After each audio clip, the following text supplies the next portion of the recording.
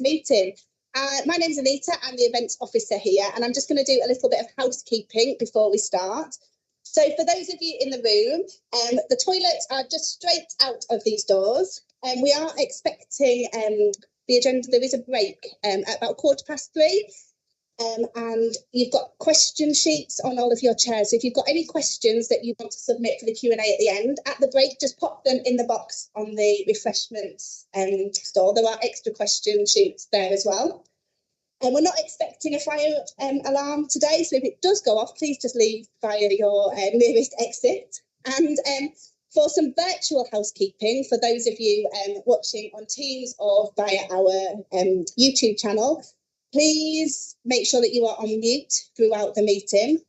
You can also submit questions via the chat function on Teams or the comment function on YouTube, and we will get those to the relevant people on our executive team at the end of the session. So thank you very much for joining us, and I'm going to pass over to Caroline Flint, our Trust Chair, to start the meeting. Thanks very much, Anita. As Anita said, my name is Caroline Flint and I am Chair of Humber Teaching NHS Foundation Trust. And we're delighted to have you all here in person today, as well as those people who will be watching us online this afternoon. We're going to be sharing you with us this afternoon what's been happening at Humber in the last 12 months, as well as looking ahead to 2024 and beyond.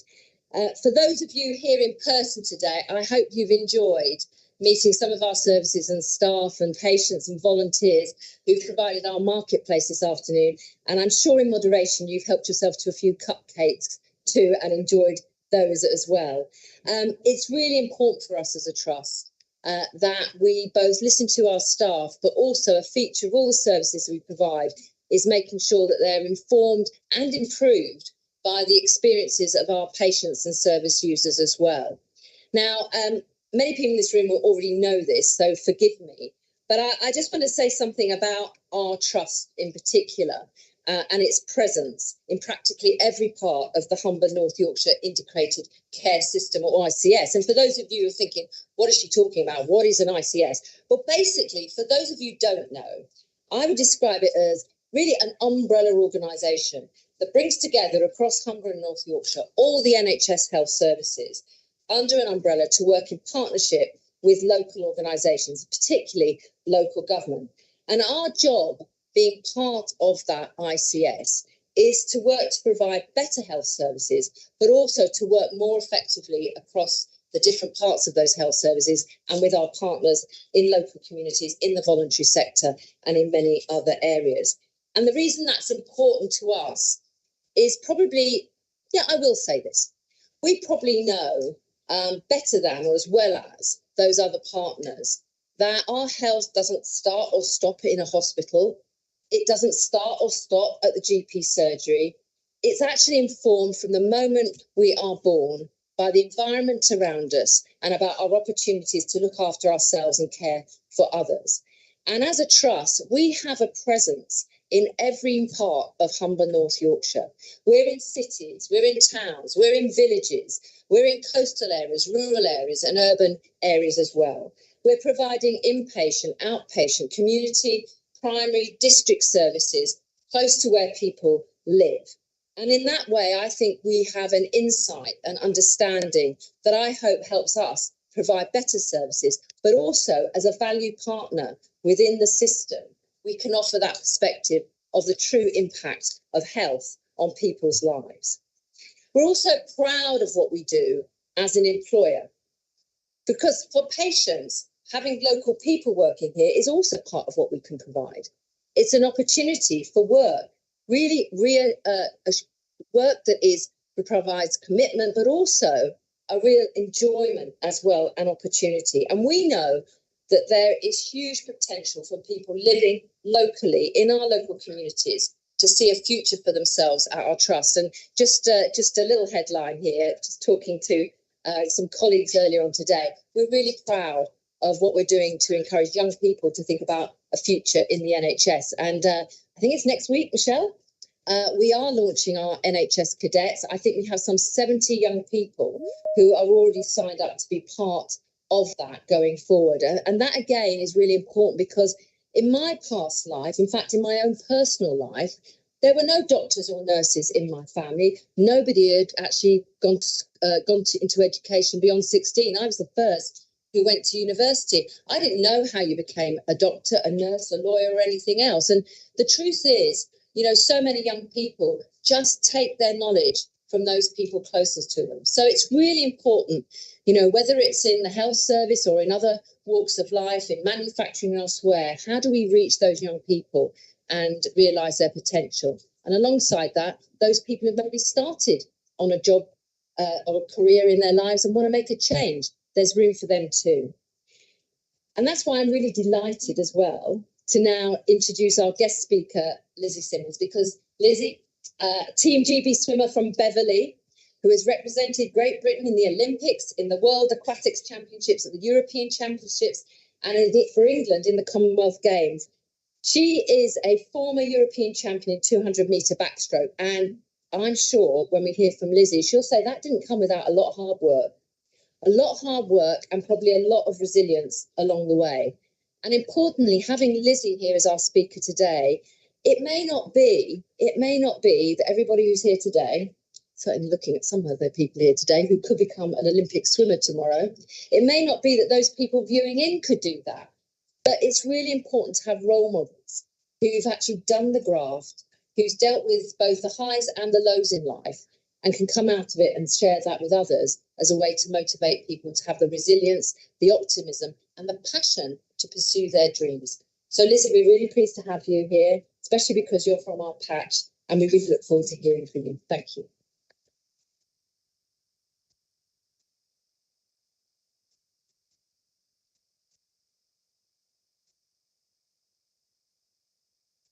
We'll just skip past the one where my name's spelled wrong. It's fine. It's fine. No, it's fantastic to be here. Thank you so much for having me. And I am here to talk about inspiration, to talk about motivation in sport. But really, the tables have turned a little bit just walking around the room today, because the work that you guys are doing has inspired me. It's energized me. And I come from a very, very different world to the one that you guys operate in day to day. But it's hugely inspiring, and it's hugely important to hear about the work that you're doing. So first of all, just to say thank you. It's amazing and genuinely inspiring to be here for me. A little bit about me to begin with. Now, I always loved the water. Ever since I was just a tiny baby, my parents said that if I was crying or upset, all they had to do was put me in or near... Oh, went on too far. Oh. It's all right, joke's gone. In or near some form of water, which doesn't sound like very legitimate parenting to me, but apparently it did work. I've got two brothers, which made life in our household infinitely competitive. At the age of 6, I watched my older brother get his 50 metres badge from the local swimming pool. And as a naturally irritating younger sister, I decided to practice some one-upmanship. Now, any normal child would have trumped their brother with 100 metres or a 200 metres. Not me. I decided, age 6, that swimming a mile was the only satisfactory victory. Why do 8 lengths when you can do 64? He's not spoken to me since.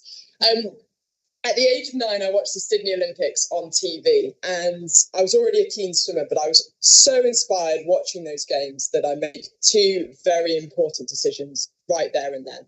The first decision was that one day I too would compete for my country at an Olympic Games. And the second decision was that one day I would marry Michael Phelps. Now, spoiler alert, only one of those dreams came true. And it probably wasn't the one that I was most invested in, aged 9.5. And from the age of 13 onwards, I was doing around 60 kilometres per week in the water. But for those of you that don't have a calculator to hand, that's 2,400 lengths of a normal 25-metre swimming pool. And I was balancing that with full-time education and trying to navigate what is, at the best of times, a horrendously awkward developmental period. Add glasses, braces, and the lingering smell of eau de chlorine, and you have yourself a recipe for disaster. But aside from an almost superhuman ability to repel boys, I was developing some serious skills in the water. At the age of 15, I qualified for my first senior team, and at the age of 17, I went to my first Olympic Games. Now, these were amazing experiences for such a young person, and I feel very, very privileged to have had this during my teenage years. But it was sometimes a little bit lonely. I was definitely the weirdo at school, the kid that I was coming in and falling asleep in the back of class because I'd been up since 4 o'clock in the morning. And it took me a long time to embrace the fact that my journey was going to be very different to that of my peers. But it taught me a really important lesson, a lesson about courage and jumping into the unknown, even when you're not quite sure where your story is going to end up. So where did I end up? Well, certainly a lot further than I thought possible, age 9 or age 13. I retired about 5.5 years ago now, and looking back on my career, it's hard to appreciate it when you're in it, but looking back on my career, I feel very, very privileged to have taken the sport that I love so much, the sport that gave me so much, to the level that I did. Today, though, is not about me and my achievements. Today, I wanted to share a few little insights into the world of elite sports, and I wanted to share these, because they link hopefully quite nicely with what we're trying to do here in terms of performing, but also focusing on people's well-being and mental health and things like that. And also because those things have been useful to me coming out of sport and navigating the real world, which is very, very different to the sporting bubble. So 3 short insights, principles, lessons, I guess, that I've taken from sport, and I hold dearly now that I operate in lots of different environments too. Hopefully some of these might resonate with you, with the people that you work with. And we will have time, hopefully, for some questions later on. I'll be around in the break as well if people do want to ask questions. So, number 1, athletes are world class at working hard. We have a reputation for putting in the hard yards, putting in the tough stuff, going all in every day, every week, every year. But athletes are also world class at another skill. Athletes are world class at napping. And I'm using napping here as a proxy for recovery, although swimmers are really good at napping. 2 hours every morning, having a sleep, no problem, no questions asked.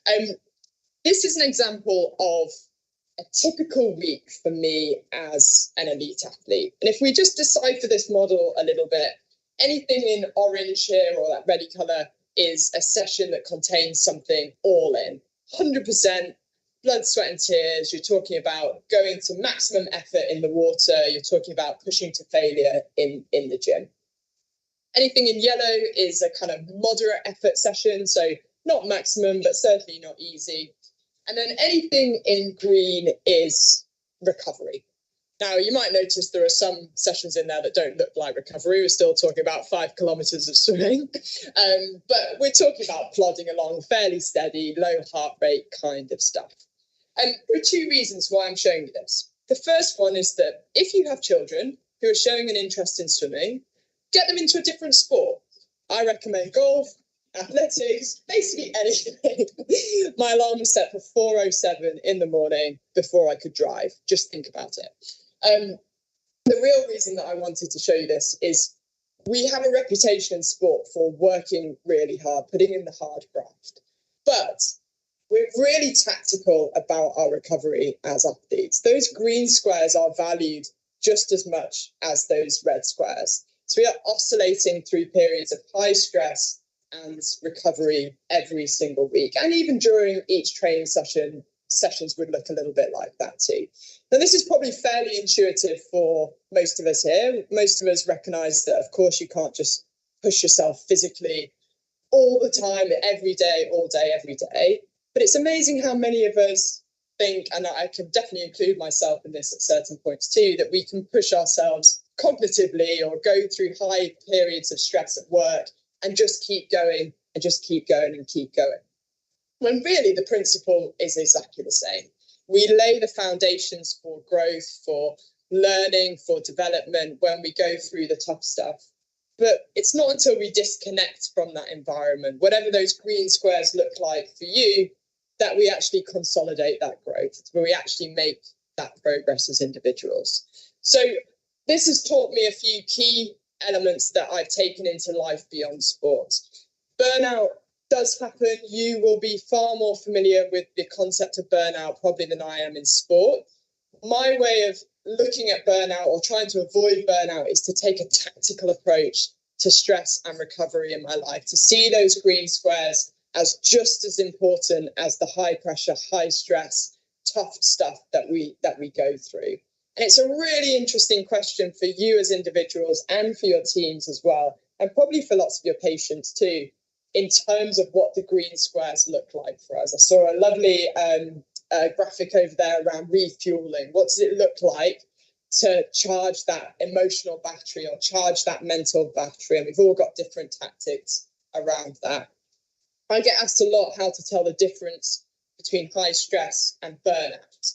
And again, I'm speaking to people who know this topic a lot better than I do, but I like to ask, for me personally, one pretty simple question, which is that one at the bottom. Can I remedy this with my own toolkit of self-care? So if I'm feeling overwhelmed, super stressed, if I'm feeling like everything's getting on top of me, if I can solve that with a good night's sleep, some good nutrition, some exercise, some nature, seeing some friends, then for me, that's stress. If I can't, and I'm still going to come in on Monday morning and feel like things are really on top of me, that's the point where I start to think about getting some additional support, getting someone else with some different perspective to come and help me. So that's been a helpful and simple question for me to navigate that topic, and maybe something for you guys to think about.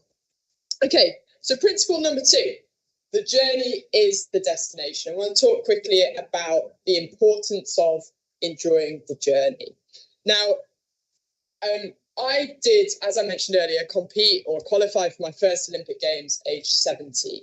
It was exotic, it was exciting, it was everything I dreamt a Games would be. My first Games was over in Beijing. It did feel quite far away from home. My parents had decided not to go because they'd already booked their summer holiday to Portugal. Cheers, guys. Thanks for the support. You'll probably go to another one. But it was an amazing experience. I finished 6th at those Olympic Games, and they set me up very well for what would probably be the most successful 4 years of my career. Now let's fast forward 4 years and we arrive at London 2012. And I'm sure most of us remember that as a nation, it just exploded. It was unbelievable. And to be a British athlete at that time, I genuinely look back and still have to kind of pinch myself that I got to experience that I got to walk into a stadium with 20,000 people and the vast majority of them were screaming my name. I felt like a rock star in goggles. I hadn't been seeded to win a medal in London. I wasn't expected to come home having stood on that podium, but that had been my goal. And I think until that point in my career, I'd kind of been climbing the mountains of my sport. So I'd become British champion, I'd become British record holder, European champion, European record holder, Commonwealth world medalist. And I had my sights set on the Everest of my sport, which was an Olympic medal. So when I finished that race, that 200 meters backstroke, and I touched the wall behind me and I looked up at the scoreboard and I saw 4th place next to my name, my first thought was that I'd let myself down. Now, 4th place is widely renowned as being the worst place to finish in a race. Excruciatingly close to winning a medal, yet ultimately you are going home empty-handed. I felt like I was 3 steps away from the summit of Everest, and I had to turn around, walk back down and go home, having never actually stood on that summit. And the next few years were really interesting for me in terms of processing that race.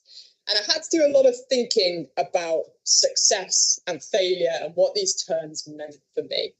And I realized that I'd started sport because I loved the person that I was becoming in that environment. I'm sure many of you have felt this too, or you've worked with people who feel this, that sense of challenge and achievement and going after goals and camaraderie and team. I loved all of those things. And more than anything, I loved the pursuit of mastery. I loved the fact that I was becoming an expert in one thing. It wasn't a very useful skill to have in anywhere outside of sport, but I was becoming an expert in something. But what had happened over the years was I'd fallen into a little bit of a prison of perfectionism, where I was no longer defining myself by that personal journey to mastery, that self-development. I'd started to judge myself, my self-worth, on the medals, the results, the records, the teams, and those kind of things. Not achieving that goal in London shattered me. I didn't really place any value in the heights that I had reached, the mountains that I had climbed to that point, and the amazing achievement that 4th place in the world at a home Olympic Games had been. All I could think about was the fact that I'd not stood on top of that summit. And it was so profound, this shift in identity or purpose, that I started to look into high performers. I started to ask some questions about the people that we all know, the ones who are on the TV, who seem to be doing really well in lots of different industries. And I realized something really interesting. Great athletes, that's not me, by the way, great athletes are great at winning races. Great musicians are great at playing sellout stadiums. Great artists are great at creating masterpieces. Great surgeons are great at saving lives. But if your only objective is winning, then you get stuck on a little bit of a hamster wheel, always after the next ego fix. And I think that's okay if you want to be successful in life, and we probably know people who are successful with that mentality. But if you want to be successful and happy and fulfilled along the way, then winning can't be the only objective. Winning has to be the inevitable byproduct of the pursuit of mastery, of you trying to be the best that you can be every single day. It's easy to think that finish lines are the only things that matter in life. Finish lines, the only things that matter in life. But there'll always be another finish line. There'll always be another project, another race to win, another something or other to create. So if you really want to win at the game of life, then we have to accept that the game is infinite. We're on an infinite climb. And our rules of engagement get to change accordingly. That pursuit of mastery, of being the best that we can be every single day, becomes the priority. And the wonderful irony of this is that by taking that approach, by having that mentality, the wins become more inevitable anyway. We're more likely to stand on the top of mountains. They just don't define us. Our self-worth doesn't hang on it.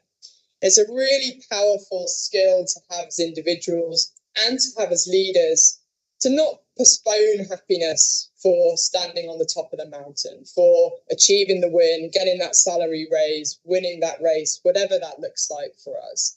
In appreciating that the magic is happening now, the daily struggle, the grind, the kind of bits that we might wish weren't happening so much. It's really, really powerful to fall in love with that climb and to appreciate that. The final bit, just for the last minute or so, that I wanted to quickly talk about was around culture. And it's been interesting actually coming around the room, because there are some quite nice parallels here with the way that we think about culture. I get asked a lot about culture because of the importance that our environment and our culture has on our performance. People thrive when they feel part of a culture that that they belong to. So when we come together as Team GB as a multi-sport event, which is what the Olympic Games is, we have a really interesting challenge. We're bringing over 300 athletes together from 25 different sports. And those athletes come from vastly different backgrounds, demographics, age groups, cultures, from our super traditional sports like our equestrians and our rowings, to some of our new youth sports like our skateboardings and our sport climbings. And we want all of those people to come together and compete under one name, compete as one team. And there's 3 principles that I like to work to when we're trying to cultivate this sense of belonging, this sense of we're all part of this family together. And the first one is that we have to connect around something. We have to have some kind of shared purpose or identity. And I've totally felt this in the room together as we've been here this afternoon. We've all got this sense of purpose of making people's lives better, even though we're going about it in very different ways. We've got a shared sense of identity and purpose. The second one, and again it works very, very well, I promise we didn't set this up beforehand, is that we're championing our differences. We're all doing slightly different things, and we're embracing that. We're not all trying to fit an exact mold, an exact way of doing things. We may be under one umbrella, maybe under one identity, but we're doing things in a different way, and we're championing that and learning from it as well. And then the final one that's been really important for us as a team, and now that I work, in corporate settings as well, is this idea that we all get to have a say in this. We all get to input into what our culture should be. It's difficult when we just have a very small group at the top who define what our culture should be, what our values should be. It's far more powerful to have that fed up and have every single person, whether that's patients, whether it's staff members, whatever that looks like, whether it's leadership, actually having a say and saying this is how we want to live our identity and our culture. And when we do that, when we get it right, it's not easy to get right, but when we get it right, something really special happens. When we compete for Team GB at Olympics, it's very, very different to competing at a World Champs or a World Cup or another international competition. Even though the competition itself is exactly the same, the competitors, the level is the same.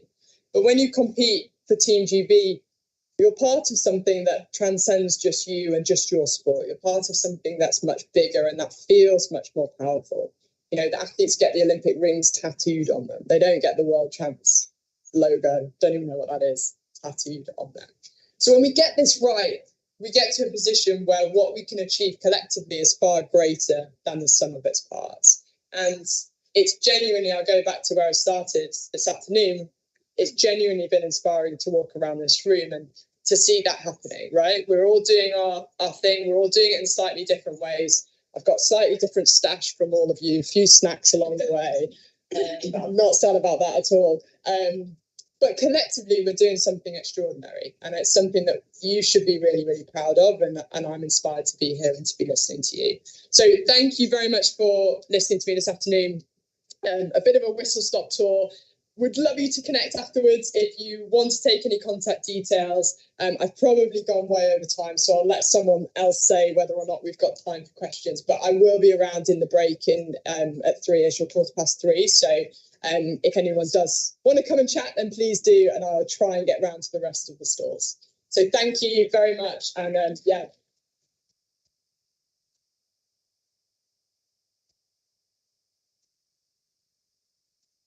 Very much, Lisa. We've got time for a couple of questions. Anybody got? I've got a few here to begin, but has anyone in the audience got a hands up for a question? Don't be shy. Don't be shy. Right, did I say so? At the back. If you say your question, I'll repeat it because we're the only ones with the mic.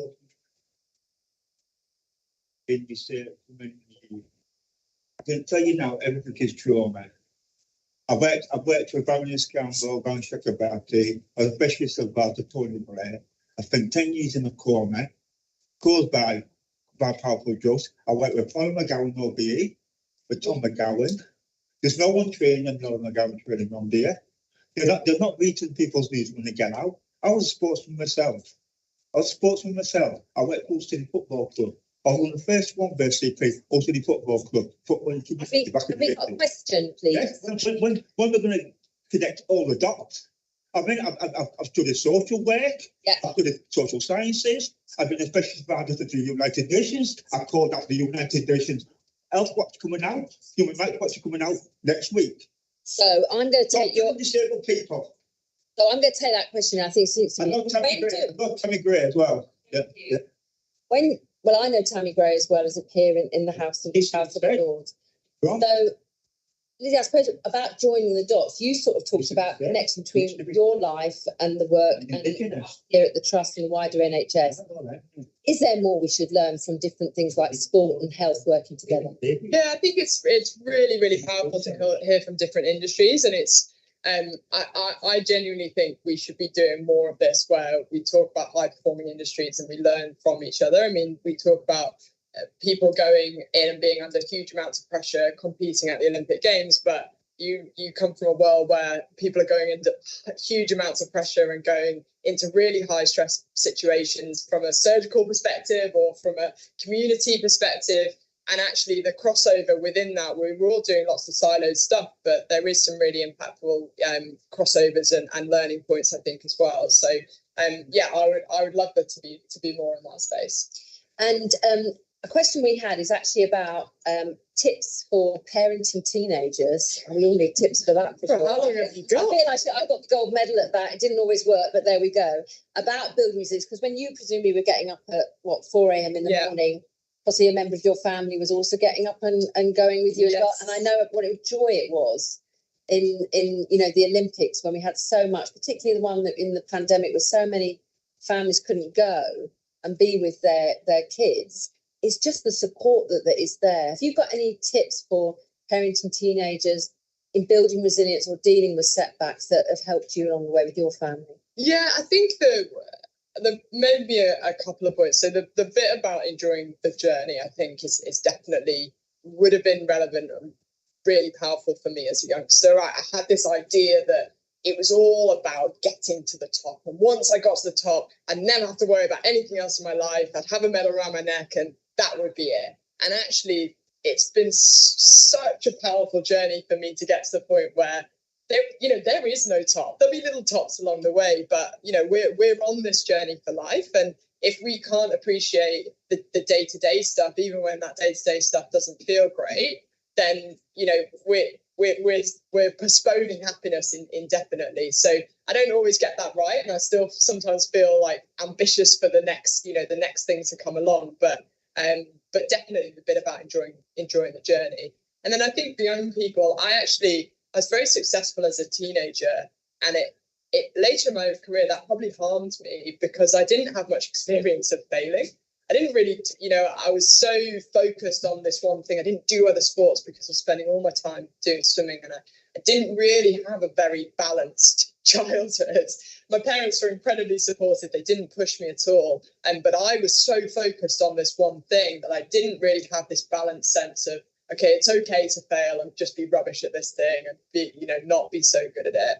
So when I got to that point in London where it did feel like a failure, that was a huge deal for me. So I'd say, as a tip for parents, keep your kids balanced, keep them doing stuff, a mix of different things. I know that's hard if they're talented and wanting to channel into one thing, but having those failures, like later on, that's so valuable for them because it gives them a sense of self-worth that's separate to just standing on a podium or separate to just having a star or whatever that looks like. And that was something I had to learn later on, and it was a challenging journey for me to go on. So don't worry with those hiccups and setups. I know they'll find that hard to hear, but that's all an important part of building them up to have a sense of self. Lizzie, thank you so much. Please show your appreciation.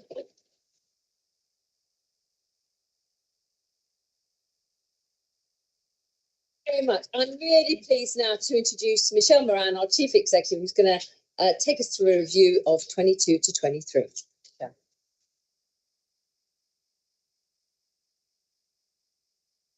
Chair. Well, good afternoon, everybody, and welcome to our annual members meeting and our AGM. And it gives me great pleasure to stand here as Chief Executive, and what a great way to start. And there's a lot of resonance there in relationship to culture, which we'll see as we go through today, that we've worked really hard here at Humber. And I'm really glad that you picked that up to try and make it a bit of a family and a bit of a community and to be all in it together. So hopefully what I'm going to take us through is this unique and very special place that is our organisation. And just a little bit of a reminder that it does say 22, 23, that is right. So we're going to start off just by going back to 22, 23, because that's our annual report. It's our annual general meeting. But later on, I'm going to use the opportunity to just tell a little bit about what's happening. And we've seen some fantastic work this afternoon. So let's just start by a little bit around who we are at the board. And can some of the board members in the audience just stand up, please, and just stand up and say hello, because we're a team together. So you know who they are now. So please feel free at any time to ask them any questions that you like. So that's really my appraisal for next year. But no, seriously, the board are here to set the mission, the vision, the values, and the strategy. And we've seen the strategy this afternoon alongside developing the culture of the organisation. And we need to work in an innovative way, and we've got a really great set of skills across the board to do that. But what's important is we are a community together, and who, like what Lizzie said about it being a total top and bottom approach, because we can't do that just as a board of directors. So we've mentioned our vision, mission, and values. So we are a multi-speciality health and social care provider. So what does that mean? That means we provide a range of services across the patch, and I'll come on to the geographical patch. But suffice to say that we provide everything apart from acute services. So we will touch everybody's life on a daily basis in various different ways, from birth all the way through to death, and alongside the criminal justice system as well. But we are absolutely committed to our values, which is caring, learning and growing together, because that's what we're about. Caring for each other and our patients, really learning and developing as an organisation and growing together, both in the organisation as well as with our stakeholders. And integrated care is wrapped around that. And you've seen a lot of that this afternoon by the fantastic work that our staff do. So I've mentioned a little bit around our services. We operate from 80 bases across a geographical patch that's probably larger than Belgium. And you'll see on the screen now for just the vast area that we work in. Caroline, our chair, mentioned the integrated care system. We're probably the only organisation that touches every single part of that integrated care system. But everything that we do here is centred around patients, patient care and supporting our staff to deliver really great services. So these, I don't expect you to really see this, but there's just a lot of facts and figures, and it is in our annual report, so please have a look. But we've got around 3,500 staff, about 3,300 staff, and that's continuing to grow, which is fantastic.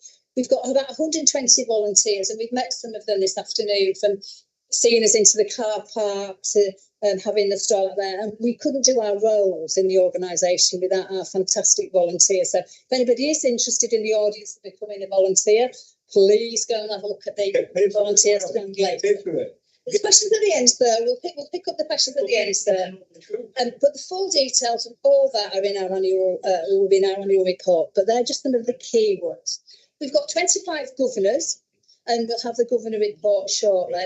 And we look after around 90,000 patients, and around 1,400 patients in our inpatient units, which is a huge amount of work that we cover. And I thank everybody for that. But have a look at the report, have a look at the facts and figures.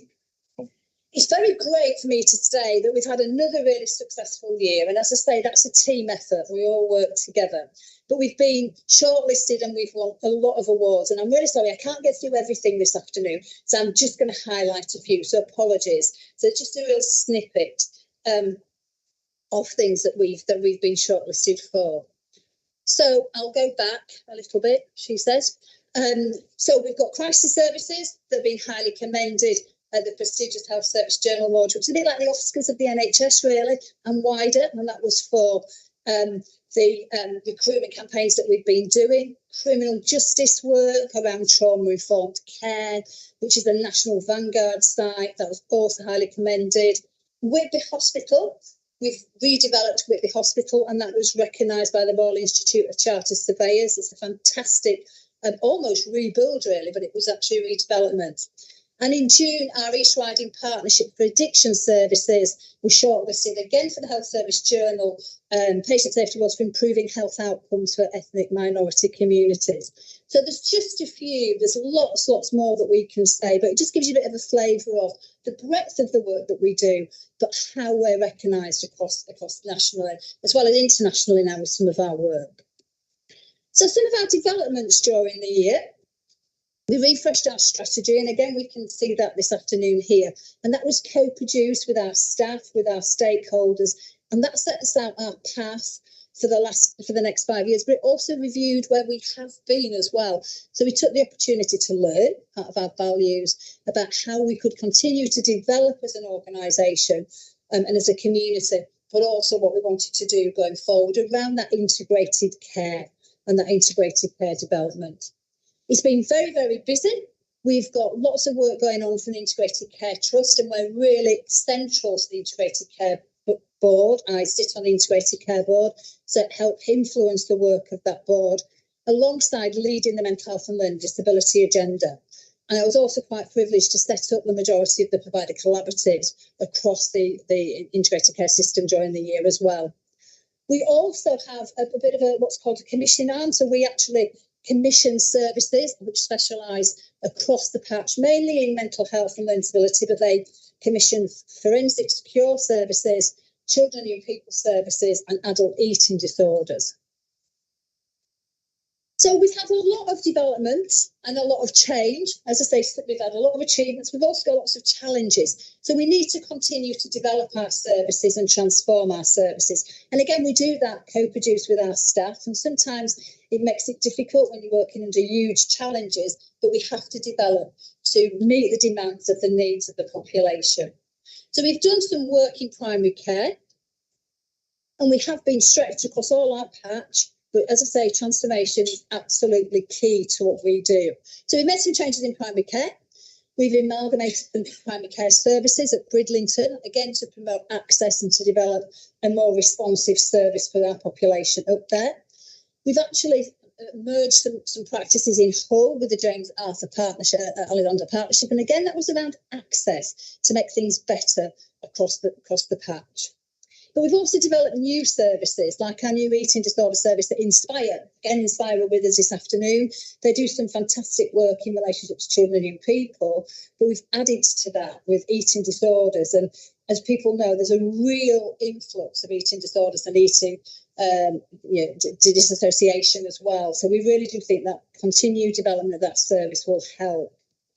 Virtual wards, again, please have a look at those with us this afternoon. And that's about how we can support patients and their families to stay out of hospital, which has to be central to what we do. Hospitals are quite dangerous places, to be honest, with infections, etc. So the more we can care for people and individuals in their home, the better. So we've launched in January our virtual wards. I think we've looked after about 89 patients already with some fantastic outcomes. And that's what it's about. It's about responsive, accessible care, but with really good outcomes as well. The Aging Well programme helps to support people who age well and to try to relieve frailty. And then the Yorkshire One Community. Again, I mentioned about community services. All our services have been under enormous pressure. But what we've tried to do is align our services in North Yorkshire around GP services or aligned to GP services. So again, it's about that access and responsiveness that's so important. And then the Wellbeing and Recovery Service from a mental health point of view, supporting individuals in relationship to their recovery journey, access employment or education to really help them reach their full potential. We come to that with our fantastic staff. We've got a load of our staff in the audience today, and they're absolutely fantastic. And we will continue to develop and support our staff in as many ways as that we possibly can do. And I'll come on to a little bit about our staff survey, but we're developing staff networks, and we'll continue to do that around diversity and inclusion.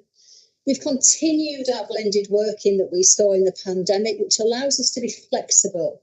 So we've got some home-based working, we've got people coming into the office, and that really helps with that work-life balance, but that blended working and continues to help support our staff as well.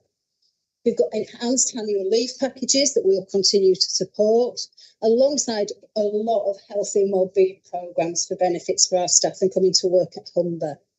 And it's really pleasing that this year continue our journey of improving our staff survey results. A few years ago, they were the bottom staff survey results in the country, not just for the sector, but the whole of the NHS. And we're really almost now just above the median, which is fantastic. But this year, we were in the top 3 for a couple of results about wanting to work here and wanted to recognise being working at Humber, which is fantastic. And then you'll see around our behavioural frame, which is around being Humber. because this is our cultural work. It's about us being one team and working closer together. So estates and capital, we've done lots of work on our estates because we've got some very old properties. We've got 80 properties, as I've said, across the patch. So we've done a lot of work. I've just picked out 3. Our Humber Centre, bringing it up, making it more modernised, ensuite accommodation. Our Bridlington services in relationship to general practice were very old. We've done some work there alongside improving services for staff, and the whole unit there is really great.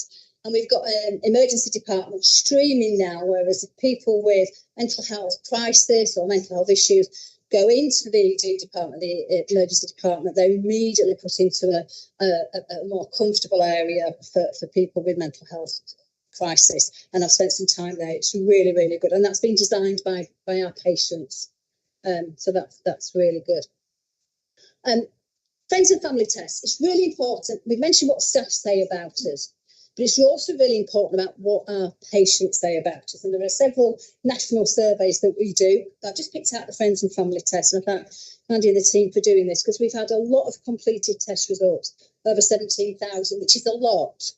Now, 90% satisfied with ourselves, so we've got work to do on that, and we will continue to do that. But that's a really good proportion when you get a really good response. 95% of people finding our staff friendly and helpful, and 90% felt valued and wanted to be in their care. So that's good, but still work to do because we have got challenges. So responding to those challenges, I mentioned a few times about demand and capacity. We have to and continue to work with our waiting list and our challenges posed by our waiting list, especially in ADHD and autism.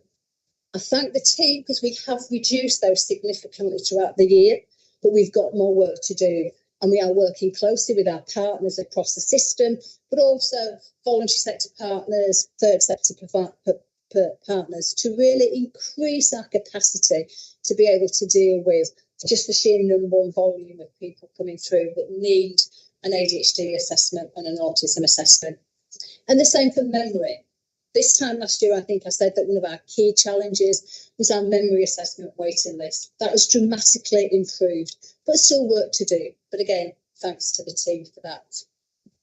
I don't think there's any chief executive in the country that will say we don't have staffing challenges.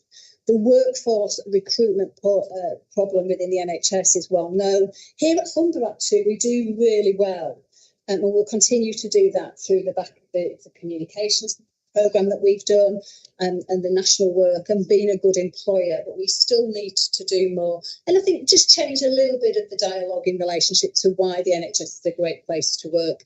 People now start stuff as a cadet, and it gives you a great career opportunity. But we will continue to invest in our staff. We'll grow our own, grow your own schemes in relationship to that. We'll continue to invest in apprenticeships, but we'll also do what we can do to get other people and attract staff from other areas as well. And retention is also important. And that comes back to the flexible working, blended approach to care. We've done a lot around cost of living. We've mentioned wellbeing and benefits packages, and we'll continue to do that and support our staff as much as we can through the cost of living crisis and as we go forward into the next couple of years. And then I want to just mention placements for people with learning disabilities and autism, because I've mentioned the waiting list, but this is sort of a more specialist area where we are looking after people with exceptionally complex needs. And we really are continuing to meet the challenge, but the challenge continues to develop as well. So finding placements and accommodation and just teams in relationship to being able to support patients with really complex needs is a challenge. And it's a challenge that we'll continue to work with our local providers and our national providers closer throughout the year. So lots of achievements, lots of awards, lots of commendations, but also things to do and key challenges going forward. I hope I've caught a bit of time up. I hope I've not rushed through that too much. But I want to leave you with a bit of a, James is going to press the button. I can't be trusted to press the button on a video, which is probably the right thing to do. People have seen me with a video control. But I want to leave you just with a quick video, I think, that puts into context some of that I've been talking about. And then I'll pass on to our Director of Finance, Pete Beckwith, who will take us through the really important bit, which is the accounts. Everything's important, quality not.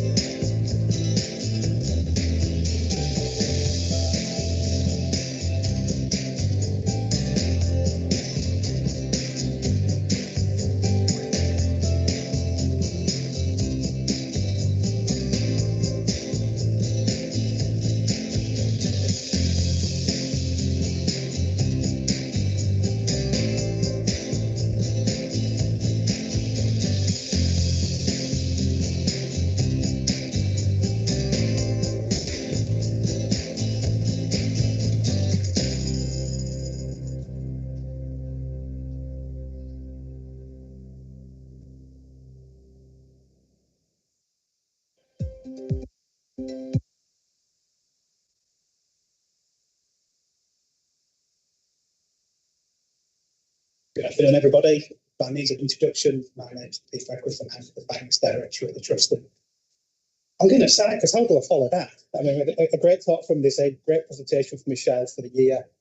22 reasons to celebrate, which were all fantastic, and I'm going to talk to you for 10 minutes about finance. So apologies in advance. But what I will say, I've been doing this is the seventh time I've presented at the annual members meeting. And what amazing energy in the room and how packed it is. This is the most well-attended annual members meeting I've ever been to or presented at. So it's just, you know, for someone like me who's quite an introvert and doesn't like presenting in public, I'm sort of thinking, Christ, can't they all go home? But actually seeing you all in the room today it's really powerful, and it's great that you've all come here. So I'm going to talk to you for 10 minutes about the finances over the last financial year. This isn't me presenting the accounts, because our accounts whilst the audit of our accounts is substantially complete, we are still awaiting one final piece of work, which is in relation to the local government pension scheme. And that work won't be completed until local government audit is completed. So what will happen is that work will conclude later this year. We'll present our accounts in front of Parliament, and then I will present in the Council of Governors public meeting the annual accounts for the year. And you're all more than welcome to dive into that. So, last financial year. So I'm just going to pull out some headlines and talk around it a little bit. So firstly, we completed our accounts on a going concern basis, and that's really important because what that means is at the end of the financial year, we undertake a financial health check of the organisation to assess our financial strength, and that determines whether or not we complete our accounts on a going concern basis or an accruals basis. Our review demonstrated that we were in a strong financial position at the end of the year, and we continue to complete our accounts on a going concern basis, which means we believe that we can demonstrate we've got financial resources to be able to deliver our services for the foreseeable future. Last year, I'm really proud to say we delivered a break-even position for the Trust. That was our target for the year, and we delivered it. And in doing so, we delivered £2 million worth of efficiency savings, which is not an insignificant sum for an organisation of our size. And I would just add, those savings were actually recurrent in nature. So we weren't doing technical adjustments, we weren't rubbing the balance sheet. Our clinical and corporate services all worked hard to identify recurrent services so that we could live within the financial envelope we had been set. Cash is always a really good indication of financial strength of the organisation, and we maintained a strong cash position throughout the year. And at the end of the year, we had £31 million in the bank, which for an organisation of our size is not insignificant. I've sat at these meetings in the past and presented when we had £7 or £8 million in the bank. So that's really testament to the hard work over the last 7 or 8 financial years. And in maintaining that cash position, we've also paid the majority of our suppliers on time. So we're mandated under a target called the Better Payment Practice Code to pay suppliers on time. And we maintained our performance above 90% last year. So we're not slowing down our payment to our creditors to maintain our cash position. We're turning over the cash in the business. And what that is really important for is the capital investment we have as a trust. So, Michelle touched on it in her presentation. I've got a couple of slides toward the end of mine in terms of our capital programme. But, for an organisation of our size to spend £11 million on capital investment is only really achievable from the previous hard work we've done on building up the cash position for the organisation. So 2022-23, the operating environment continues to be different to how we were pre-COVID pandemic. And by that, I mean that as an organisation, we operated under a block funding regime. Now, in some respects, operating under block funding is quite good because you've got certainty of income, you can plan, you know what the income is going to be for the year, so it gives you a little bit of security on the funding you're going to receive. The downside to operating under block funding is, we touched on some of the challenges. We've got rising demand for services. At the moment, when you've got block funding, it's difficult to invest in services because the growth just isn't there. For the year, we delivered a break-even financial position, which was our target. I touched on that earlier, but again, I'm really proud to say that's the 7th year in succession we've delivered a break-even of financial control to the Trust. So again, demonstrates the hard work across the organisation on living within our financial envelopes. Last year, we got a COVID allocation of £4 million for the Trust. That was half what we used to get, and that £4 million was invested in A&E streaming, out-of-area placements when we had to place patients out of area, and also mental health crisis support. That allocation has now discontinued completely, so we no longer operate under a COVID allocation regime. We just go back into normal block funding arrangements. And finally, I'm really pleased that this last year saw the first year of the Specialist Need Provider Collaborative. Michelle touched on it in her slides earlier, but that saw the Trust take on £55 million of commission responsibilities from NHS England, and we now commission their services. And if you see the Lead Provider Club annual report, you'll see some success we've had in repatriation of patients and investment in services in those areas. So some of the headline figures from the finance position as is and what will appear in our audited accounts. So we broke even, and in doing so, we generated £250 million worth of income, and we expended £250 million worth of operating expenditure. Not an insignificant sum. Again, 7 years ago, we were around 110 million as an organisation. So it really demonstrates how we've grown as a trust over the last 7 or 8 financial years. And just year on year, up roughly 20% from where we were last 21-22 financial year.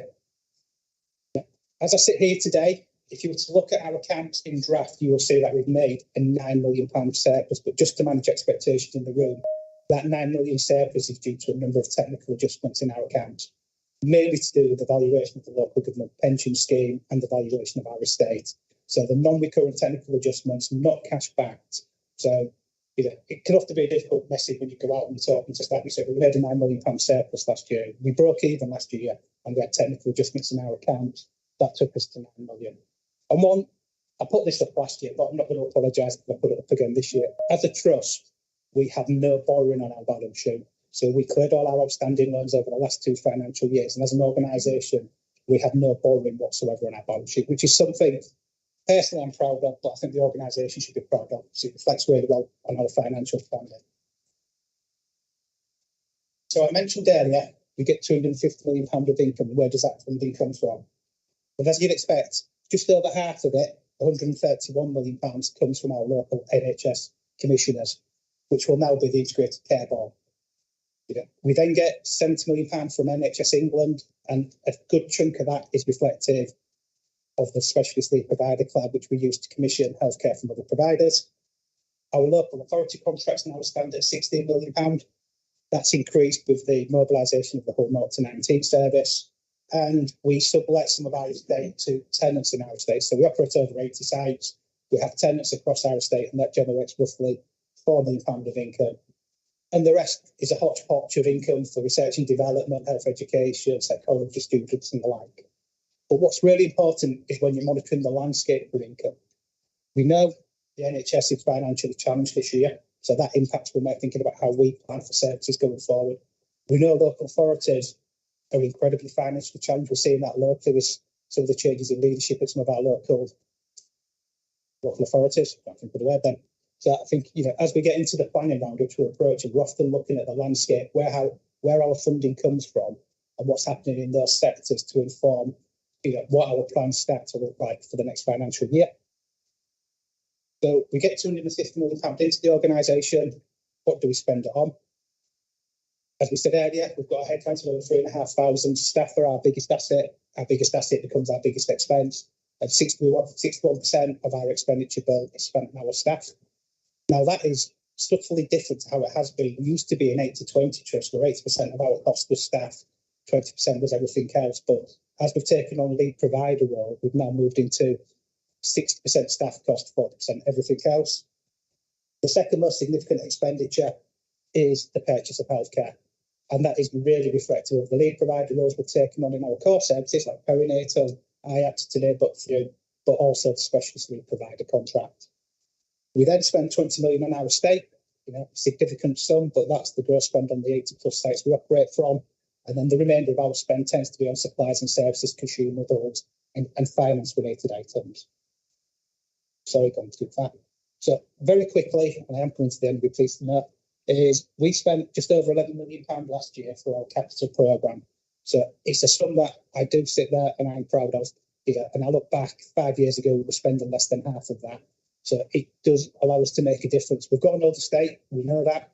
We invest in it where we can, and I'm pleased we can invest in it. But it is just maintaining it to the best as we can with the resource we've got. So some of the things we did do across our estate last year. So we continued the investment in the staff health and wellbeing areas. That was a direct response to the staff survey from 2 years ago, where our staff were telling us they didn't have a place to actually go to rest or recuperate. So we got those staff survey results, we analysed them, we identified what we could do, we set aside resource in our capital programme. And I forget the number, but it must be at least 60 plus staff rooms that we've invested in over the last 2 years now. And when you go see them, they're night and day to what we had before. You're going into something that I'd probably beg, borrowed or stolen sofas and chairs in. And we work for staff in the design of those. So what I would say to people today and staff, if they watch this back or they're dialing in, if you don't follow the staff survey, please do, because actually we do listen, we do act, and it will inform the future plans for us. So please, I'm not just saying that to my director, to the whole of the trust, please complete the staff survey. We continued last year our investment in clinical environment across the trust with a significant focus on doors in our inpatient state. We mentioned the refurbishment of the Humber Centre, so I'm not going to repeat what Michelle said earlier, but I get positive feedback with some of the work we've done there to modernise that building. And finally, one that supports the blended approach is we refurbished the building just across the road there to create our new trust headquarters. I don't want to use the word night and day, but it's absolutely an amazing corporate building for staff to use in an agile way compared to what we had before. You know, and we ran a survey just recently of staff, and we got 92% positive comments on the space. So something I'm personally proud of, something my space team should be proud of. But for me, I think it provides an environment for staff to really lock in the blended approach to working. Finally, for me, just looking forward, we're already 6 months into the current financial year, but looking forward to 2023-24. The pot funding regime's here to stay. That's not changing. We can't trade ourselves out of a position. You know, we get a block allocation, we have to live within. You know, that allocation will flow through the ICS, and we're now part of what's called the system control total. So our finances, whilst we'll be standalone and accountable as a trust, we're part of a bigger financial control total and a system financial control total. The last bit I would add, you know, and I don't want to be doom and gloom, but, you know, there are pressures arising. You know, the recent pay award, which was great for our staff, but brought with it a financial challenge for the Treasury to settle across the NHS.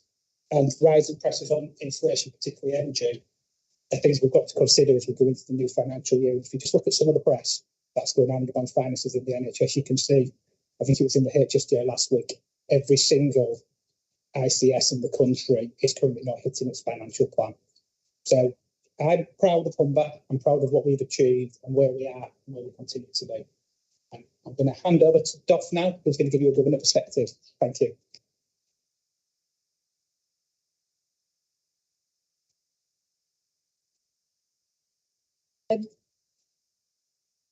Welcome, I'm Doff Pollard and I'm the lead governor. So having heard from these professionals, I'm one of those people who's been a member and who has stood up and said, I'm interested in being a governor.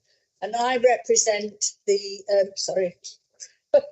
I represent the area of Whitby, Rydal and Scarborough. So I started off as the Whitby governor, and you've heard a lot about Whitby, and I'm absolutely delighted with all of the excellent work that's happened in Whitby.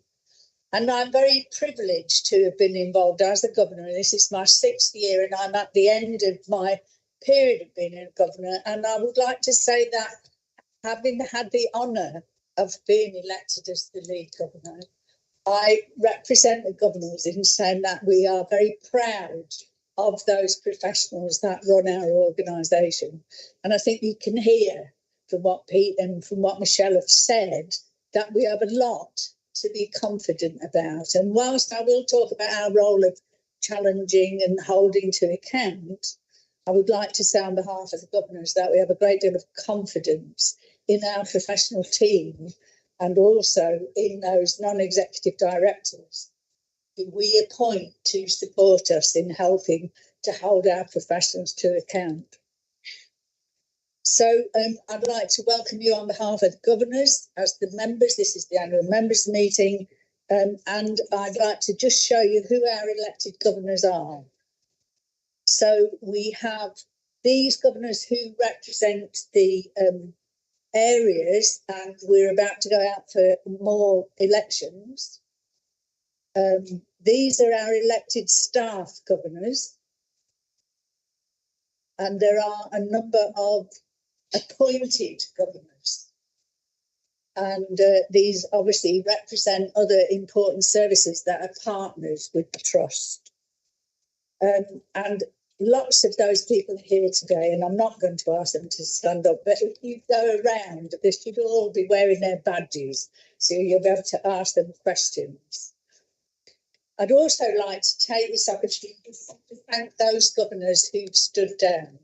So I'd like to thank Andy Barber, Saraya Hutchinson, Helena Spencer, Craig Enderby and Gwen Lund. So we've had some turnover, and I just want to acknowledge the contribution that those governors make, because this is the only public opportunity where we can actually say thank you to those people.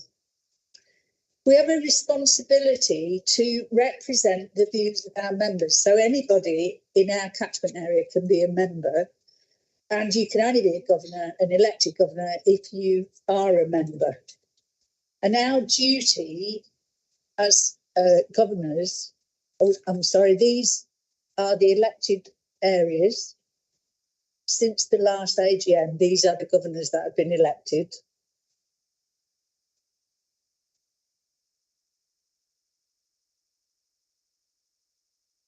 So does that? So our key responsibilities are to ensure that we appoint the non-executive directors and we use them to effectively challenge the board. On a practical level, we do this by inviting non-executive directors to attend our Council of Governors meetings where they report on their work and answer governors' questions. We can also attend the board meetings where we can observe and discuss what's being talked about at the board. We have a monthly briefing with the chair, chief executive, or other executive directors where we learn about the key activities that the trust are undertaking, and then it gives us an opportunity to actually ask questions. Highlighted on this slide are some of the things that we've actually done. So I think I've got my slides slightly confused. I'm just going to make sure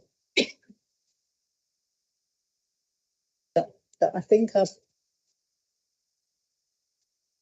I'm not doing very well with slides.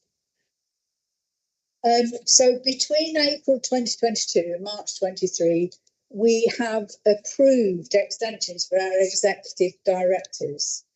So our responsibilities as governors are to ensure that our executive directors are able to continue to work for us, and we have extended Mike Smith's term of office until August 24. We've approved a further 3-year term of office for Dean Royals up until August 2025, and we've approved the appointment of Philip Earnshaw from the 25th of July for a 3-year term. Latterly, we've approved the extension of Hanif Malik's term of office effective from the 27th of June, and that term of office has ended now, but we'd like to thank Hanif on behalf of the governors for his excellent contribution. And we've approved 2 new associate non-executive directors, and I'd like to welcome Parika Haria and also David Smith to the Trust. And I'm not sure if they're here, but we're welcome to you from all of us who are very excited about making these new appointments. So earlier this year, we made a representative, a membership plan. So I've managed to get back on track here. So what we did, we had rather a large number of members, and we went out to those members and we managed to establish that we wanted to be able to communicate with them by email, and that we wanted them to know if they wanted to be engaged. So we had a membership cleanse, and we reduced the number of governors on our list from 11,000 down to 3,000.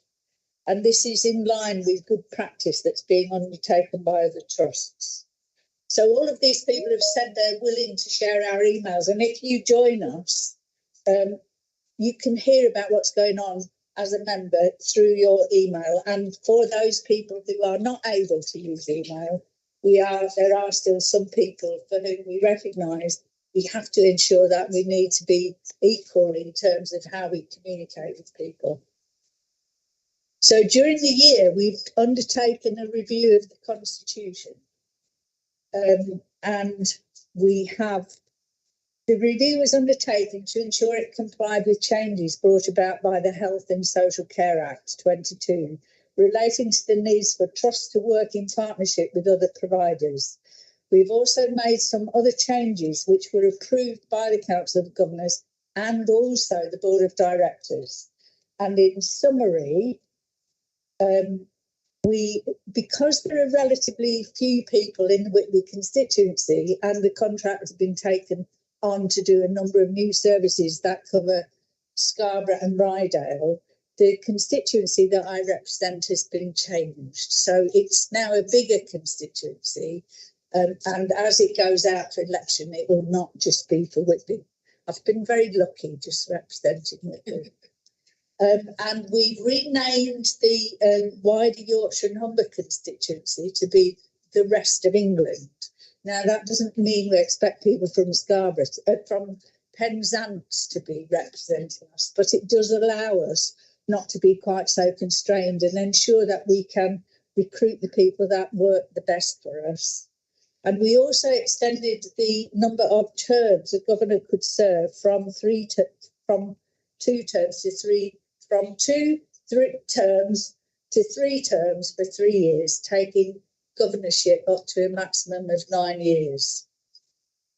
So we're currently in the election process, and you can see that we've got 2 seats for East Riding, 2 seats for Hull. There's my seat, because this is my final year. We've got 1 clinical staff governor and 1 clinical or non-clinical staff governor. So the nominations for those closed finally yesterday. So it's too late.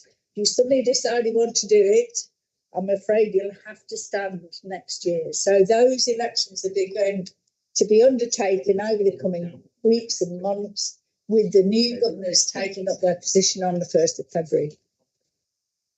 So why might you want to become a governor? Sorry. Being a governor is a very interesting thing. You do it as a volunteer, but the trust do pay your expenses. So it isn't something that costs you to do it, but it enables you to get a window on the services that are being provided on behalf of you and the population. It gives you the opportunity to have a voice. It means, and this is one of my reasons, is that because I feel I've benefited, it creates an opportunity for you to give back, something whereby you've had a lot given to you. And it's it is quite an emotional thing, a chance for you to show that you appreciate, that you value all of the things that you've got. It may be that you've been involved with the trust and you want to work more closely with it and you want to understand it. It may be that you want to make your NHS services better, and that by taking up the opportunity that we have through our role as listening, as governors, we listen and we feed that back into the trust. We use what information we're given to be able to ask questions through the non-executive directors. And it means it gives an engagement with the population who receive the services back into those professionals. And you potentially may have the satisfaction of seeing that the things that you found out about have helped contribute to provide for better services. So thank you very much indeed. And I'll be available for questions with everybody else. But now you can have a break.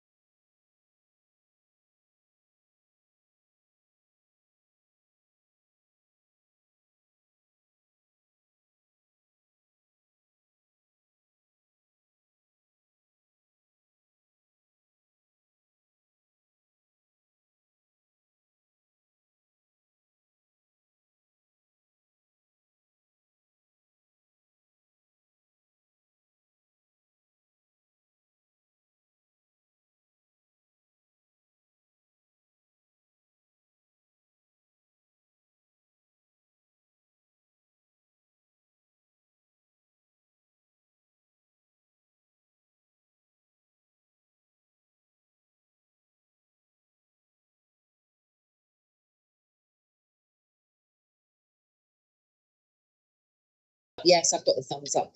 Welcome back to the second half of our annual members meeting. Hope you've enjoyed the first half. It wasn't Lizzie Gray. I found her really inspiring, and so much of what she said chimed with our work and our values at Humber. So now I'm going to ask Michelle Moran to step up to the rostrum again, and she's going to give a little perspective on looking ahead, and including we're going to see a video as part of our patient and care experience 5-year forward plan.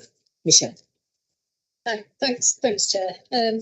Well, welcome again, everybody, and it's great to be back. And as I say, it's great to have the perspective from Pete and from Doff. And the reason why we do the finances is one of the legal requirements of the organisation. But just to go back to the fact, the key thing for the organisation is around patient safety, patient care, and quality. And they underpin everything that we do. But obviously, what we talk about all the way through is quality. But we have to statutorily do the account. That's how I thought I'd explain that. And thank you, Pete, about the technicality about the local authority pensions. So, as I said earlier on, the AGM looks back, but I thought it was a great opportunity just to spend 5-10 minutes just looking forward. Now, obviously, we're already well into this year, but just a bit about what work we've done, what work we're doing, and that will hopefully link into some of the work that we've been talking about that you'll find in the annual report. But I do want to take this opportunity before, I'm going to go into a couple of videos at the end, just to thank everybody for coming this afternoon. I think it's really important. Your time is really precious, and we've got lots of people that have joined us on Teams as well. And it is, as I say, challenging times out there. So the time that you spend with us is really appreciated. But also thanks for sharing your stories on the stands and the stalls, and just getting the vibe in the room. I think as Pete alluded to, is fantastic. It's the first time we've done our AGM in here, and I think it will last. And I thank the communications team, and particularly Anita, for working tirelessly to get us to this stage. Because I just come and do a script that I don't follow anyway, but the right one. But thank you, and thank you all as well. So enough of me nattering. So looking ahead, which seems a bit daft because we're halfway through the year already, but just a little bit around the challenges and what we're doing about those challenges and the areas of focus. And I've divided them into a couple of sections. If we start with, for example, our forensic services, obviously there's lots of things that we're doing in forensics, and I've just picked out a couple really. One of the things is trauma-informed care. We're leading a lot of work on trauma-informed care, both within the organisation, but also within the system. And a lot of this is underpinned by the excellent work the psychologists are doing within the forensics department as well. And we'll continue to learn how to adapt that trauma-informed approach, both with our children and young people through our Vanguard that I spoke about earlier on, but also in areas of focus like our criminal justice system as well. I alluded to the estates work, and our estates team will do a fabulous job behind the scenes and in front of the scenes, getting our estates up to scratch. And we've been doing a lot of work in the Humber Centre to modernise the Humber Centre, be that en-suite accommodation, be that a new gym, or be that a new shop. And you just have to go in there and the whole vibe is different. The reception area looks fantastic. So we'll continue to work through that as well. And we're also working really closely with prisons. We don't actually provide lots of service within prisons because it's not our area of expertise, but we do work closely with Hull and other providers, both within the prison service itself, but also on that pathway in and out of our services, hopefully out of our services and into forensic services in the community. And we'll continue to do that throughout the year. Community and primary care, we've already touched on a little bit about the really important nature of the virtual wards and keeping people out of hospital to be near their loved ones and their family. And we'll continue to develop that. That is in a state of challenge because some of the funding is being reduced, but we'll continue to work and build on that 89 patients that we've seen and really look at the complexities of the people that we can take, because the skills that we've got in our community team are phenomenal. And we need to maximise how we use that to the benefit of the community and the patients that we serve. And that includes continuing to develop our overnight nursing service as well. All this is geared to keep people out of hospital, because that's exactly the right thing that we should be doing. And as a nurse who works predominantly in hospitals, and to an extent in the community, I can speak from experience. And again, continued estates development in the community to make our estates not just fit for purpose for our patients, but fit for purpose for our staff who work from those services as well. And we are looking at how we can transform and build on the work that we've already done at Bridlington. I mentioned about bringing general practices together for that economy of scale and that access, but we're looking to see how we can utilise the estate at Bridlington, be that the hospital site, be that other sites, to again maximise the potential of providing services within the Bridlington community for that population. And we've done a lot of great work up to now with our partners, and we'll continue to do that throughout the rest of the year and beyond.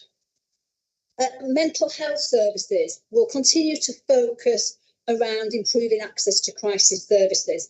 We've touched on the emergency department streaming.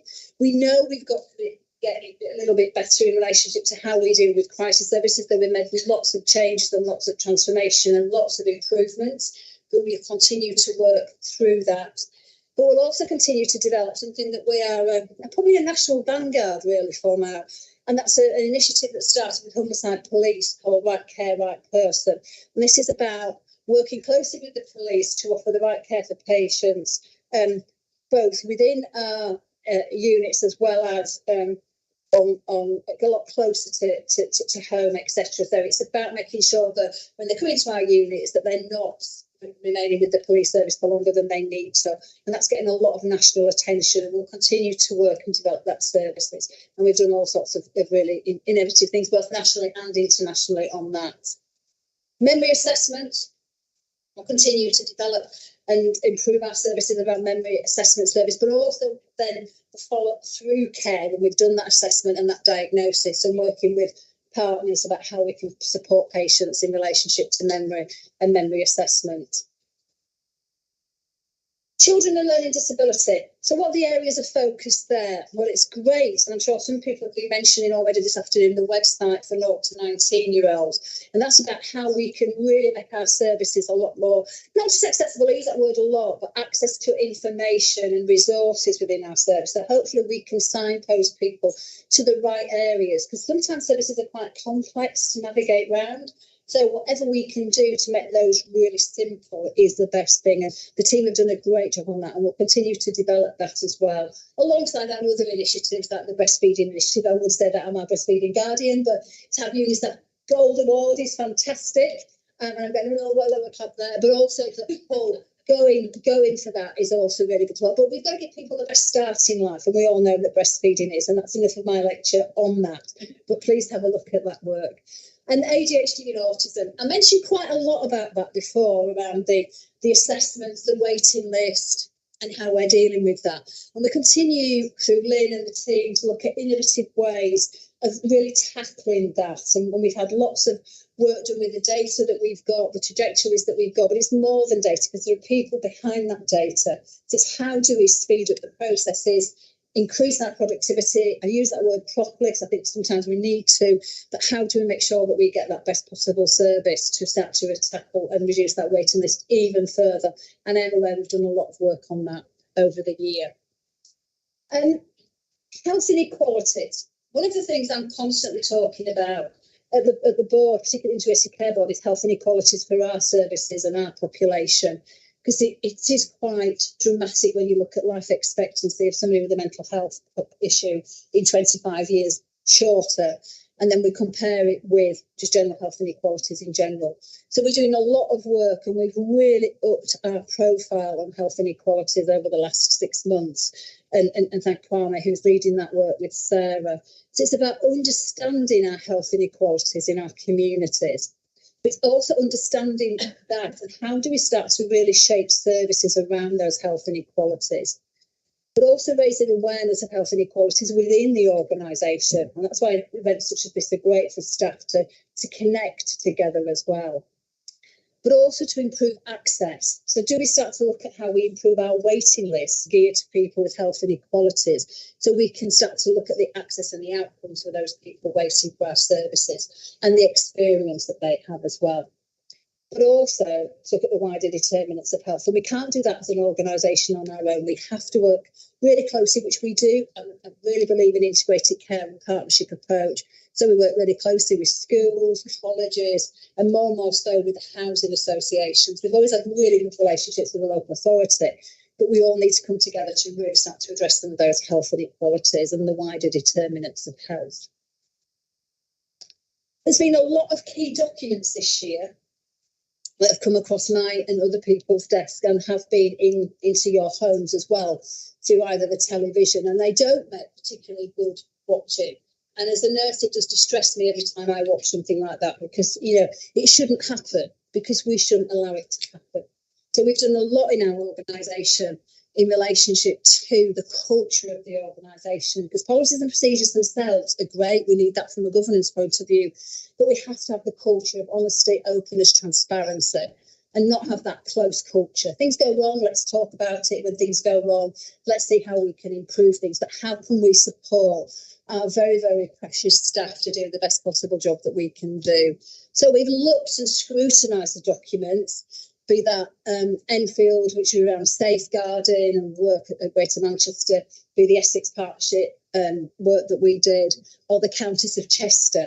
So how are we using our data? How are we looking at our mortality reviews? How are we looking at the information that we get copious amounts of, that you, our staff, supply and others, to really make those informed decisions? And again, I thank the board and the team for doing that, because I think we do have that appreciative challenge and that professional curiosity that we have to have in order to make our services as safe as they can be and as focused around patients. And we'll continue to do that. And we'll continue to do lots of work that we can for staff. We're constantly asking staff how we can improve our services. We're right in the mix of the staff survey. So please, any members of staff in the audience or watching online, please fill your staff survey in. It's completely anonymous. There's plenty of prizes up for grabs as well. So if you haven't, please do. But it really is important that we build on. Just a second, sir. We're nearly finished. Okay. No problem, sir. So we'll continue to develop our services as we can for our staff. We'll continue to come to benefits and the benefits of work that we're doing, and we'll continue to listen to our staff as well, because everything is underpinned by what they do to provide really good care and how they link into the documents and the reports that I've spoke about before. So lots of things have been happening. It gives me great pleasure, and Andy's actually not coming up and joining us today, and actually she normally would do, but it gives me great pleasure actually to be honoured to launch, and it is an honour to launch the Patient and Care Engagement five-year plan. This has been 18 months in the making. I think we've looked at our previous plan, which was fantastic. If you remember the roadmap that came, and we've looked at that, and Amanda's looked at that with the team. It's been really co-produced. So we're launching our new 5-year forward plan that puts patients and communities at the centre of what we do. And there's a fantastic video which I'm going to play. But it does give me great pleasure to launch that today. Amanda is in the audience, and I'm sure I'll answer questions if anybody wishes to later. So that brings me on to the video. We've got a couple of videos just to end, and then there'll be a short question and answer session, which we've already got quite a few questions, I think, that we'll go through. But thank you all for listening. Thank you, sincerely, for your time. And thank you to the board and everybody for support. But more importantly, thanks to you, our community, to make these things happen and the transformation happen that our communities deserve. And I'll leave it there. Thank you.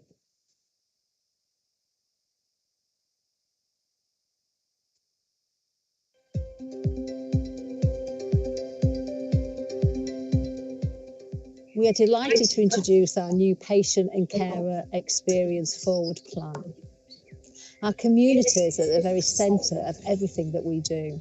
There is no better and more important way of improving services than by listening to what individuals think, feel and experience throughout their care journey and beyond.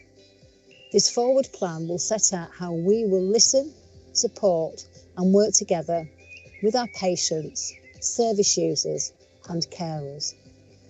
As a service user, carer, governor and a patient, I am passionate about improving services within the Humber Teaching NHS Foundation Trust. We are on a journey which changes and improves each year, but the main focus is always the care of the patients, service users, carers, staff and the community. Over the next 5 years, we will achieve 3 outcomes. Our care is informed by lived experience, involvement and engagement to ensure our diverse communities feel heard, valued and understood.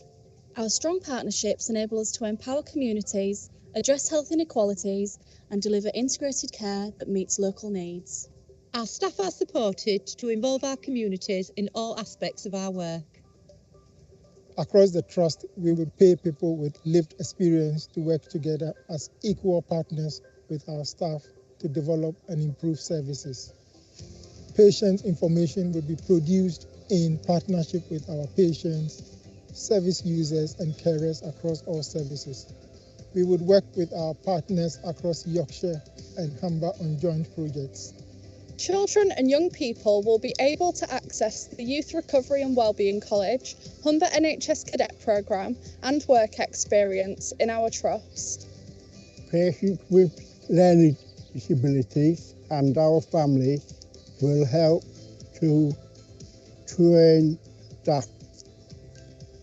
We will improve engagement with carers and family members throughout our forensic services by hosting open events and promoting family engagement training for our staff. Patients and carer experience champions and volunteers will support our community hospitals, GP practices and addiction services to collect feedback to enhance patient and carer experience.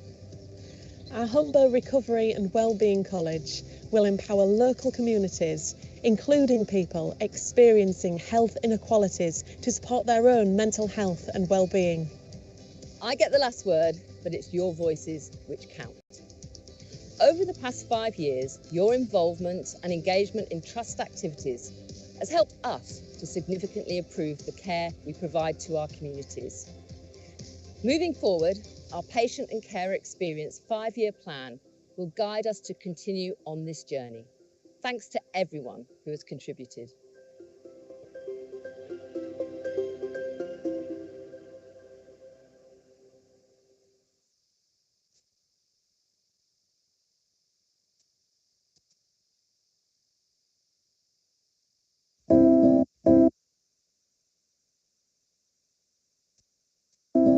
This is our trust. From Willoughby and Whitby. I think the new development is going to be very beneficial, not just to the staff, but to the community as well. To Scarborough and Malton, Bridlington and Goole, we are one community. One of the first things that struck me about the staff here was their compassion and commitment to high quality patient care. From the dedicated staff working tirelessly to provide vital services. Staff are our greatest asset and we need to look after them. To our patients and service users. Putting the patients and their families at the very heart of their care. We are constantly looking to the future because we look to provide the best care, both for the public and our staff. We recently looked at our environment and decided it was time for a change. Refurbishment of Granville Court Gardens in Hornsey. Humber gave us the actual tools and impetus to turn the practice around. From world-leading research projects to caring for the most vulnerable amongst us. It's about asking the question, how are you? It's not just improve, but then be the best. We strive through the challenging times and the good, and we succeed because we are a community. It's delightful. It gives me a buzz. So proud of our achievements to date and really looking forward to the future. I think the charity can only go from strength to strength. We are one trust. We are the Humber Teaching NHS Foundation Trust.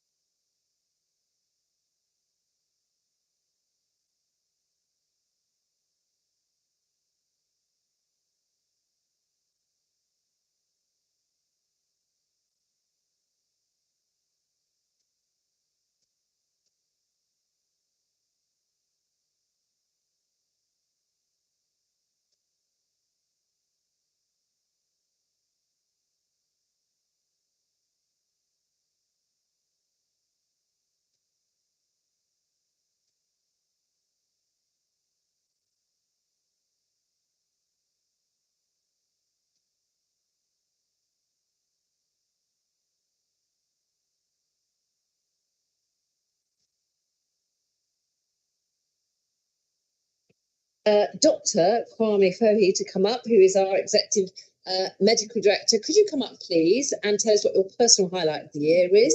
Hilary, I hope it's not just going to be the ABBA Voyager experience that you're going to say. Please come up and share with us. Twice, I know.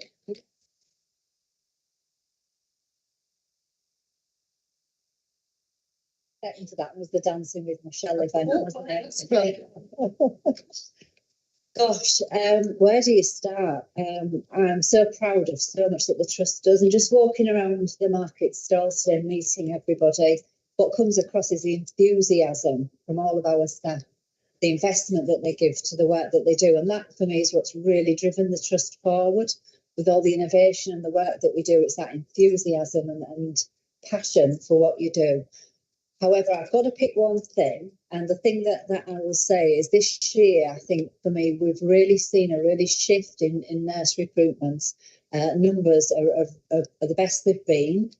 We've taken 50 newly registered nurses and 7 nurse associates. We've never had anything like that number before.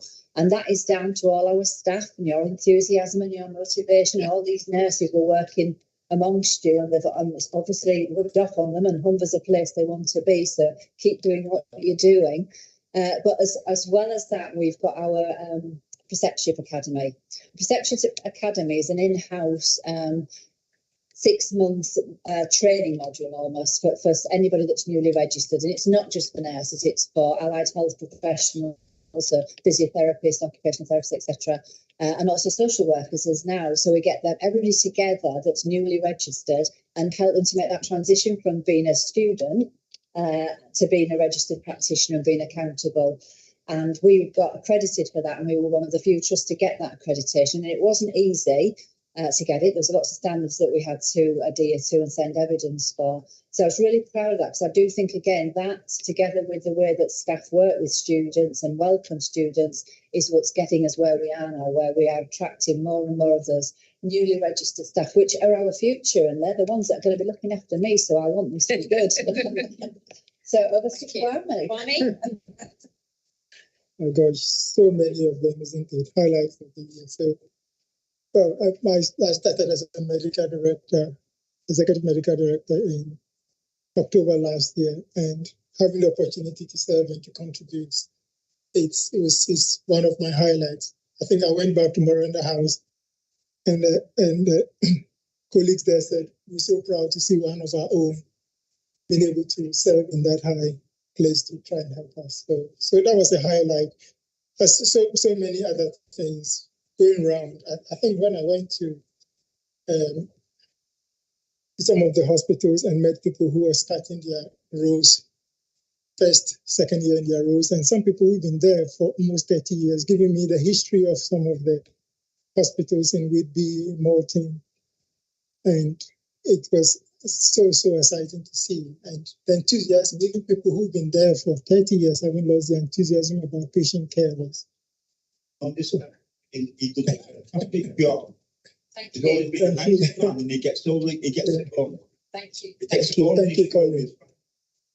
Thank you. So the fact that the patient care is such integral to what they do every day was such a highlight for me. In addition to that, I think we attended a few awards this year in terms of the HIMSS medical teaching, and our doctors and colleagues were winning awards for what they contribute to the next generation. So I always say that the things that you do your job well, and then you help to improve your job. And the fact that people are getting awards to train the next generation of doctors was a big highlight. And finally, I think we got an inspection, which we had Health Education England and JMC reviews, and we got one of the best feedback.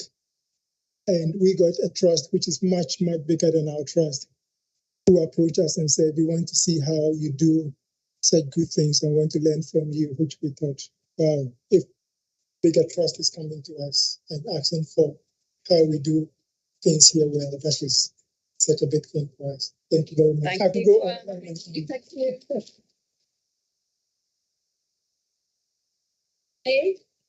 Right, the next question that was submitted is, are there any opportunities that have created positive change post pandemic for staff or patients. And I'm going to ask our Chief Operating Officer, Lynn Tomkinson, to come up and share her thoughts.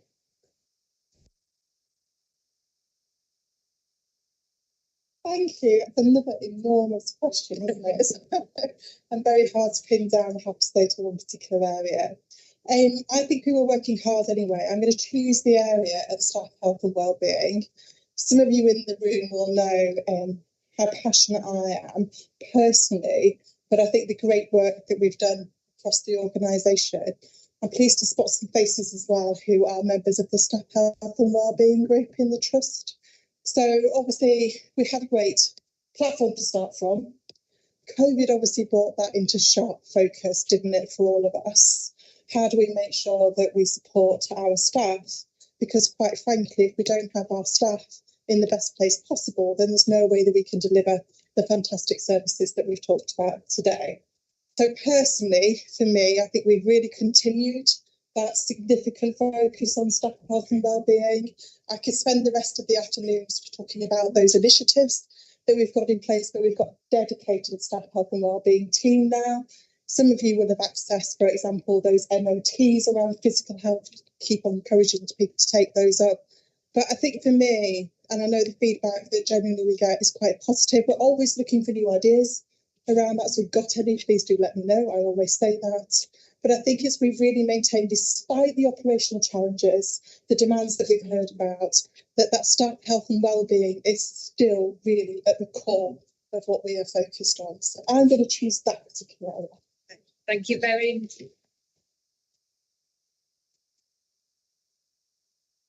Now, this is the annual members meeting, and you've heard a little bit about that earlier on. And the final question I'm going to put this afternoon that was submitted was, how can members use their membership effectively to make a difference? And I'm going to ask our lead governor, Doff, to come up and tackle that question.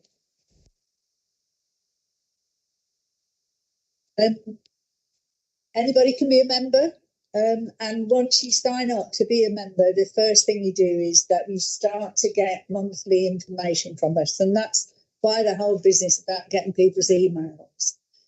And when we talk about getting that information tells you about all the things that are going on, all the new initiatives, all the awards, all the opportunities to participate.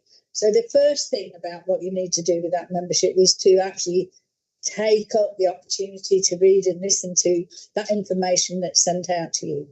But I think because that information is sent out to you as a member, it is the route through which you can access all the other ways of being engaged. And I consider that the key additional ways of being engaged, as well as using that chance to give feedback, is to work through the PACE group, the patient and carer group, which would enable members to actually go somewhere locally to enable them to talk about those local issues. And just as a member, look at where your local areas are and what those local opportunities are. And first of all, just start to engage with it and then potentially start to raise issues. Now, the other things that you'll hear about through that is about volunteering. So I chair a small group of governors called Engaging with Members Group, and we work closely with Mandy and her PACE team, and we also work with the volunteering team. And what we try to do is ensure that every contact counts. So we have that on our agenda about how we make every contact count. And so you have the opportunity as a member to find out about volunteering. And there's all kinds of different ways that you can volunteer. Some of them involve you in being quite active and some of them are not quite so active. But it's a case of getting in touch with the volunteering team. And there are people, so there's somebody that works up in Whitby and Scarborough, as well as people who are based in Humber. So there's all kinds of ways that you can engage in a very practical way. Volunteers were really important in terms of the vaccination programme. They did loads of work to help everybody during COVID. So that's another way of getting engaged. But the other way, which is also very interesting, and you don't necessarily have to be a member, is to take part in the research. I'm really excited about the research that's undertaken by the Trust. And the research conference gives members of the public the opportunity to come and find out about that research, but it also gives people the opportunity to become engaged in some of that research. So those are some of the ways, but being a member principally enables you to go, I've got a question, I've got a comment. Let's use the governors and the machinery to ensure that we understand what's going on in the trust, that we can have our questions answered. Brilliant. Brilliant. Thank you.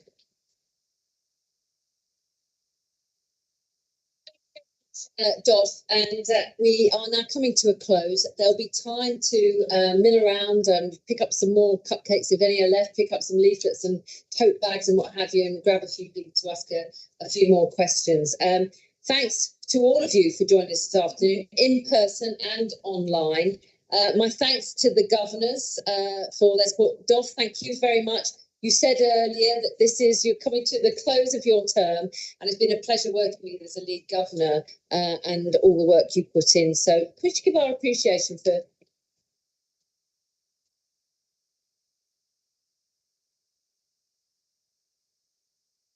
He's coming to the end of his term as well. He's chuckling away there. Thank you, John, as well. I hope I haven't missed it. There'll be other opportunities to say thank you. I think that you're the only two here, I think, who are leaving the governing body shortly. So thank you both very much. Thank you to all my colleagues on the board, non-executive directors, the executive directors, Stella Jackson, our corporate secretary. Thank you to the comms people, to the board support unit people who've set up today, for all the people who've come to share their wisdom and their experiences and a flavour, a very good flavour, but actually a relatively small but important flavour of everything we do at the Trust. And we really want to make sure we look at innovative ways to get the message out about what we're doing. Thanks to some of the people here from the Humber Youth Action Group. I don't know if Grace is here from the Humber Youth Action Group. Grace is actually is involved in the Humber Youth Action Group and is actually be joining us as a member of staff, I understand. And that is great, because actually saying and acting are two different things. And we want to make sure, and we say it every time we can, that we want to see ourselves as an organisation that is rooted in the community that we serve, that we provide services, but also job opportunities for people as well. And Grace, it's great to have you join us. So thank you very much, everybody. It has been unbelievable, and I hope you agree. Thank you.